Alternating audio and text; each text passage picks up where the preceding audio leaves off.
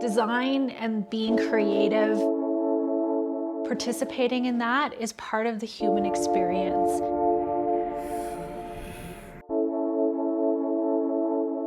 Design matters. Design is universal. Design is for everyone.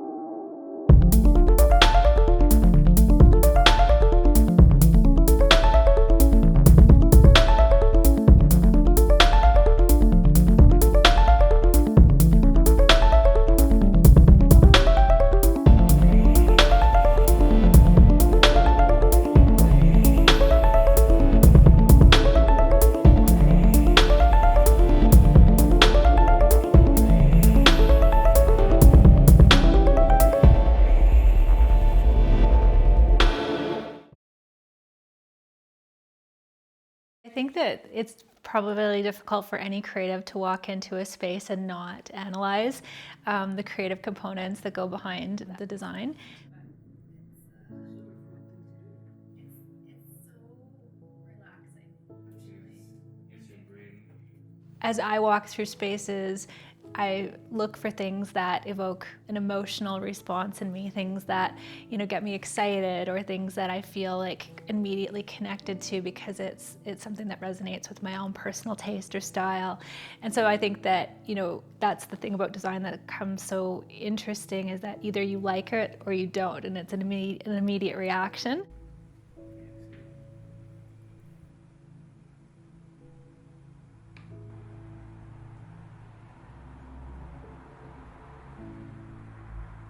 Also, as a kinesiologist, I find that I also am approaching places through a space of navigation, and is it easy to walk around? Is it something that's, welcoming? And so it's kind of a combined effort, I would say, between design and, the biomechanics of how you move through space and place.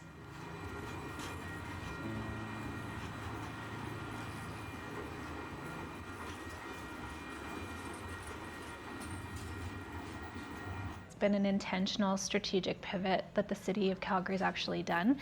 They've rebranded the city as a blue sky city, and I think that in itself has really tried to change the positioning of, big thinkers, area of opportunities, and moving away from that oil narrative. One of the designers that was integral in the rebrand of Blue Sky City was saying, this is a real opportunity for Calgarians to embrace what that means. We know we are a city of doers. We know we're a city of entrepreneurs.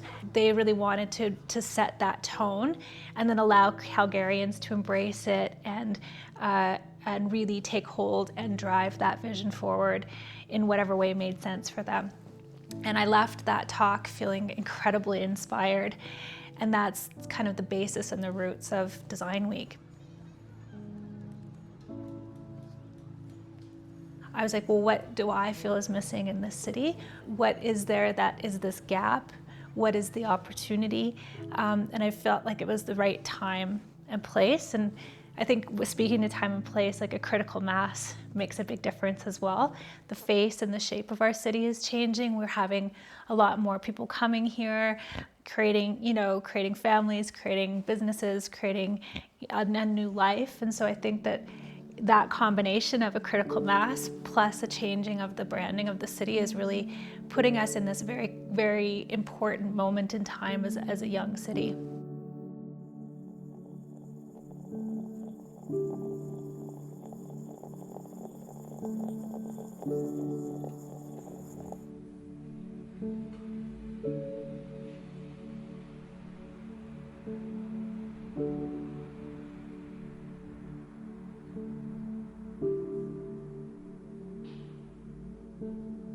I think most importantly, like the feeling of my home and how I wanted the space to feel was just comforting. I wanted to feel like when you walked in, it was like a warm hug. I think that family and connectedness, just having a grounded sense of place is so important. So the colors that I chose, and just this very neutral palette, having things kind of feel very serene and calm was the intent behind the design.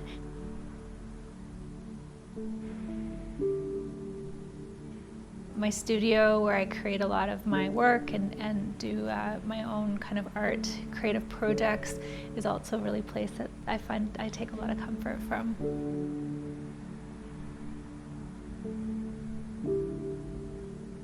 I think the favorite space in my house is my studio, for sure. I spend a lot of time there. I work from home, I create from home, probably a little bit more of a homebody than most, I would say. A piece of art downstairs that my husband and I made, and then we're working on this one. Still not sure if it's a success or a fail, but so he does the hardware and I do the software.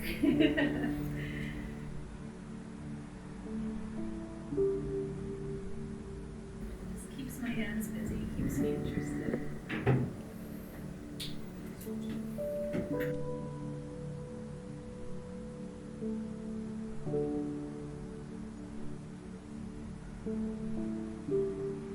And I do find a lot of comfort in that, so having a space that feels authentic to me and feels comforting and welcoming is really important. And I think especially as a creative, you need to be constantly inspired by your environment. And so if I'm not going to an office every day, I do have to find ways to bring that creativity into my own personal space.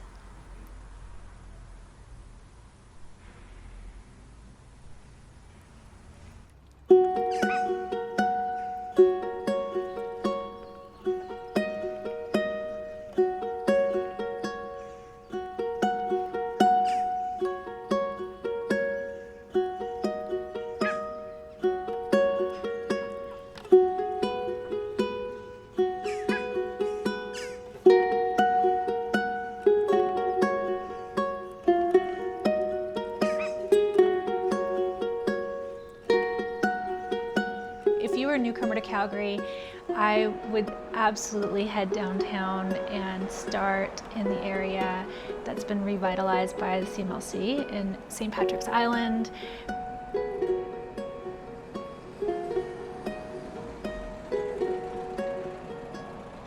We would tour around there. We'd go to Sidewalk Citizen. It's a local bakery owned by Aviv and Mikhail, two local superstars. We would go through and look at some of the public art that's all through the East Village. We would make our way to the public library and I would show you just the amazing design.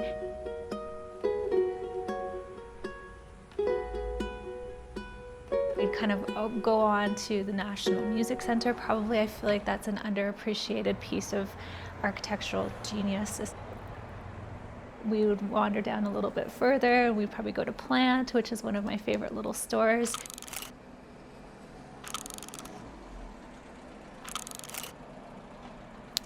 Because as you can see, I do love having plants in the home.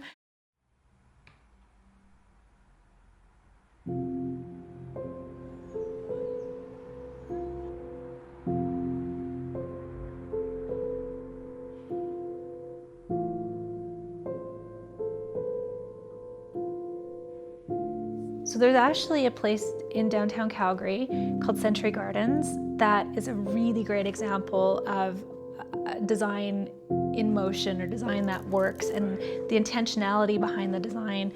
I think that it works so well because it invites spontaneity, it invites connections, it is a space that's designed with intention, but people don't think about that when they're there and then they're playing. I mean, Century Gardens was like 2021, I think, is when they started doing the renovations. So it was a long time coming, but that was a really dangerous park. There was lots of drug use, lots of crime. It was heavily stigmatized, but I think that they finally, were there and we finally got it right. And I just think when you go down there and you see people on, playing basketball, having coffees, just allowing themselves to be in the space, it's perfect. And there's not enough places, I don't think, in the city that have that invitation of, oh, okay, it's okay to be here. It's okay to engage in the public realm. And that place is one that's like entirely welcoming and encouraging of people to just come and be.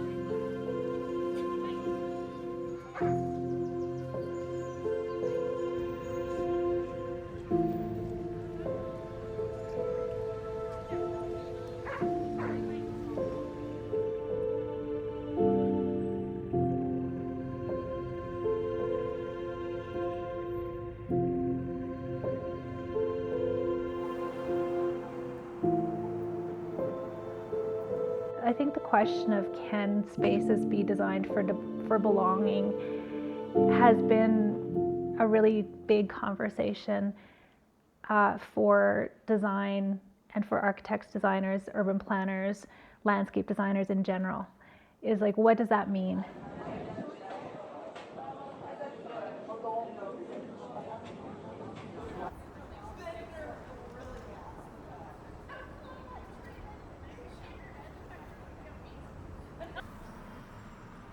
I don't know if I can provide like the perfect answer because I don't know if it's been nailed, but I do feel like there's elements that are really, really key, like having something that feels like people have the license to be there, something that feels welcoming, something that feels all ages. Those types of spaces to me seem to be the ones that have success for bringing people together and creating community organically.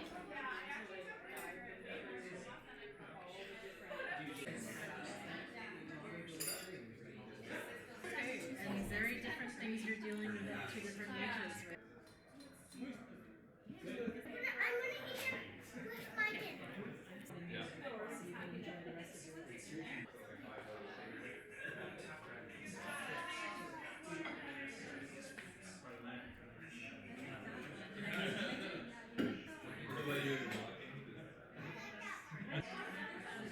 The emphasis of design as an economic sector hasn't gotten enough credit.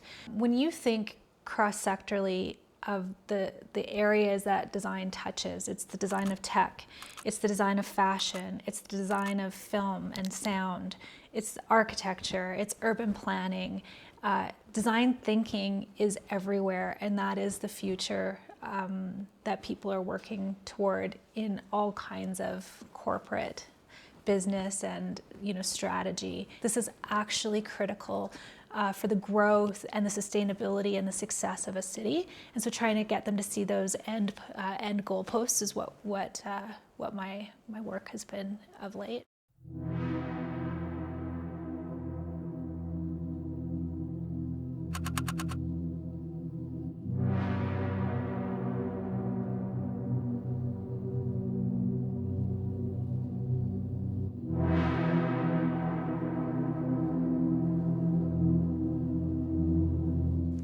When I took over Design Talks a few years ago, there was an exploration of, first of all, what is Design Talks? What do we do? Secondly, what role does Design Talks have to play 10 years into its charitable mandate of educating the public on the value of design? And I had some really great conversations with the people from the Workland Center, from the city of Calgary. I had a lot of conversations with people that were architects and designers. And a real common theme that started coming up was really that they just were feeling like their work was not appreciated or valued by the general population. And so the talks that we were doing in the past were kind of high-level academic type of conversations where we would talk about urban planning or architecture from the lens of that industry. And I really started thinking what the opportunity could be to have conversations that invite the public in about design where they feel like they had a really easy entry level of like, let's talk about home. And so if people can come and already have a connection to that topic in their own way, then what's the opportunity to talk about the different kinds of homes, the different ways that homes are being designed, the ways that the city is thinking about providing affordable home. All of those things then start to have a greater dialogue and allow people to be part of the conversation.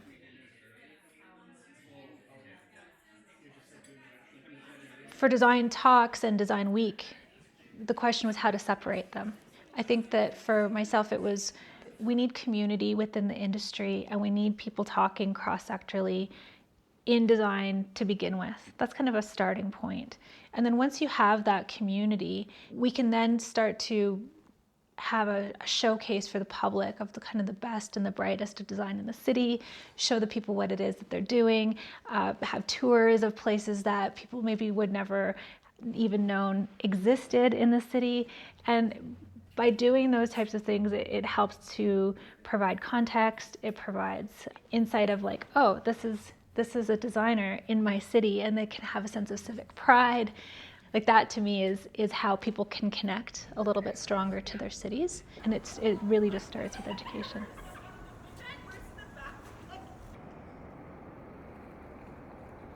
When you approach an event like Design Week, I don't know if anybody is ever ready for it. I think that it's a massive undertaking.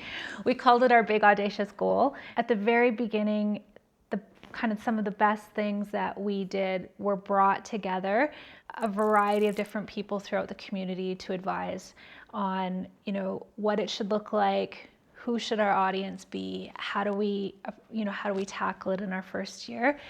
And we really helped to develop this, like, okay, what does success look like in year one? What does it look like to, at the end of it, what do we want to come out saying that Dtalks or Design Week did?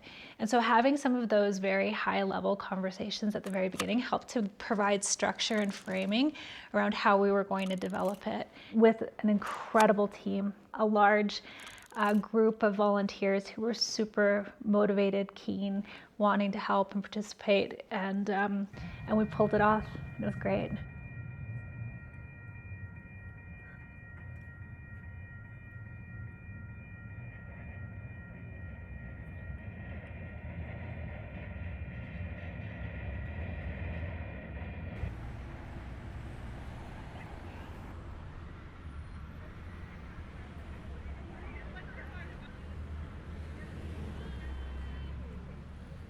When I was younger and I would travel to other cities, I would be like, oh, I wish Calgary was like New York. I wish Calgary was like LA. Like those cities are so cool, and Calgary is nothing like that. And as I've gotten older, I've learned that Calgary is a city with big opportunities and big possibilities, and things that you can't do in a big city, you can do here and you can make happen here. And I think Design Week is a perfect example of that, where it was just basically an idea. We brought people together and said, should we do this? Are you in? Do you want to make it happen? And we made it happen. And I think that is a testament to the opportunity that a smaller city provides.